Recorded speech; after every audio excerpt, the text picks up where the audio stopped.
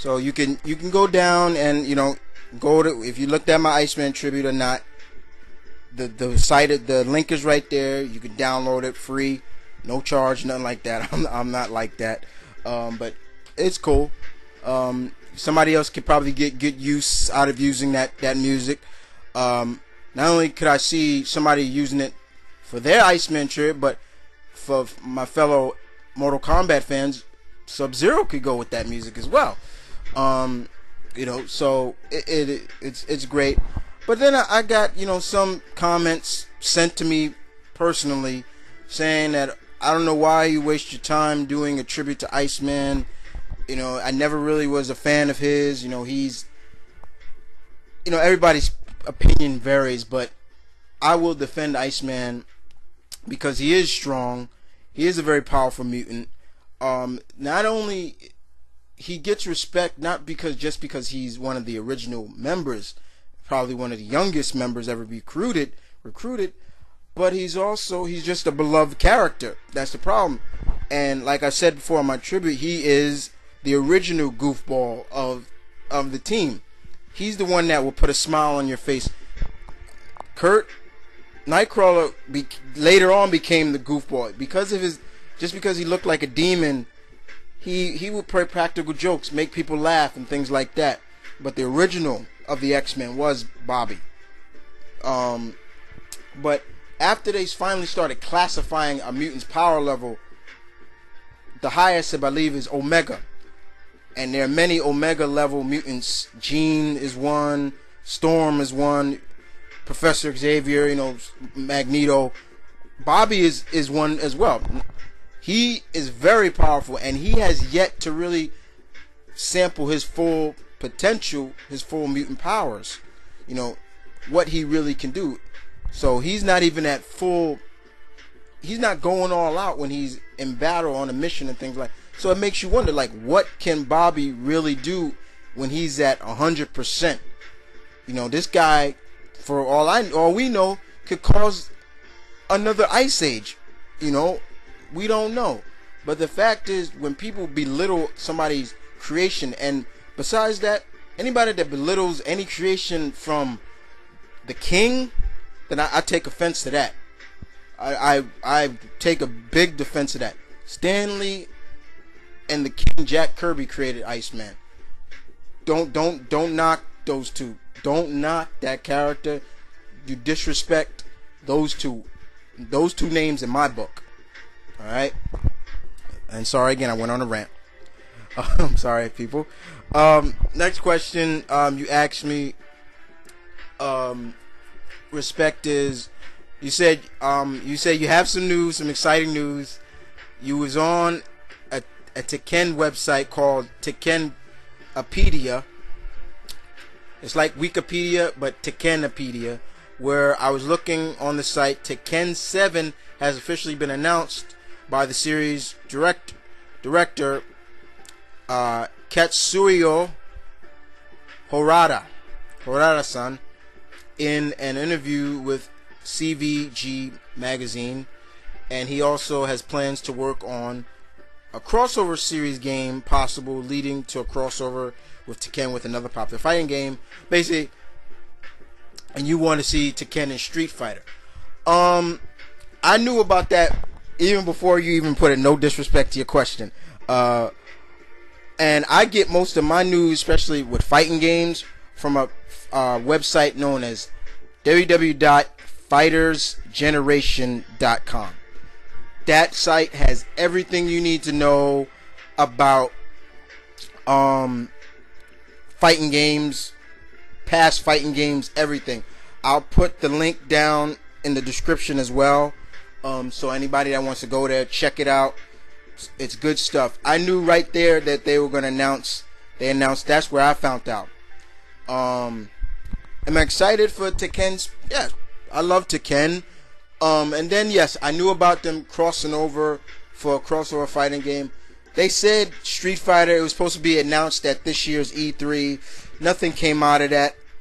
My opinion on Street Fighter and Tekken, believe it or not, guys, I don't like it. I don't want that to happen. Why? Because Tekken's always been about the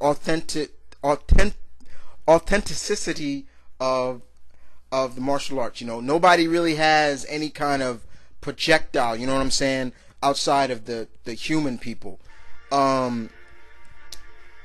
It's more of traditional style martial arts with the different styles and things like that. With Street Fighter, you get the traditional styles, yes, but more of that being able to release your chi energy, you know, into a projectile, you know, as a fireball, or, you know, things like that, you know, from Ryu and Ken's Hadouken fireball to Sagat's Tiger Wave or things like that. If there was any crossover fighter with Tekken that I could see them really working, and they are really interested in doing it, is a crossover between Namco Bandai and Sega's Virtual Fighter. There you go. Now that would be more interesting because both series are more about the authentic martial arts skills. You know, no kind of projectiles, no fireball, just all martial arts skills. I mean, that's what I would really like to see done. But as for Tekken 7, yeah, no problem. I would love to see that. I can't wait till that game come out. I was waiting for 6. When I got 6, I got it for the 360, and at first I wasn't even going to get it because I thought I was going to feel weird about getting it because, you know, all those years playing it on the PS2, things like that, and it was like riding a bike, you know what I'm saying? I was no change. I love the story design, and once again, like I said, that Mashiba family, my God, is that the most dysfunctional family in video games or what? Not only now do we know that Heihachi had a child before he knocked up Jin's mother, but he had another child, and Lars is his son from a previous engage. So not only does Kazuya have a stepbrother, Jin has a step uncle.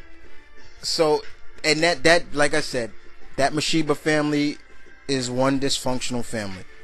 But the only problem I also see about this respect is when 7 comes out, whose ending from 6 are they going to use? Because each Tekken had somebody's. They had all these different endings, but they used somebody's ending as the main story. So whose story are they going to use in this series, in this one? But I'm all looking forward to Tekken 7, and that goes out to, and I'll throw that out to everybody else, to all my fellow Tekken fan base out there. Are you looking forward to 7 as well?